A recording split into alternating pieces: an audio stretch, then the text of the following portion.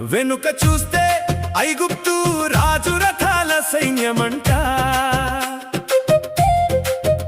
ముందు చూస్తే పొంగి పొర్లే ఎర్రటి సముద్రమంట. దిక్కుతోచని స్థితిలో జనులంతా భయపడగా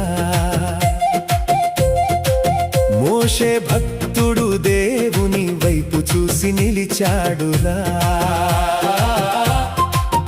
చేతిలోని కర్రను ఆ జలములపై చాచగానే మహాబలము గల గాలి ఒక్కసారిగా వీచిందిరా. గోడల వలె నీరు నిలిచి దారిని ఇచ్చింది,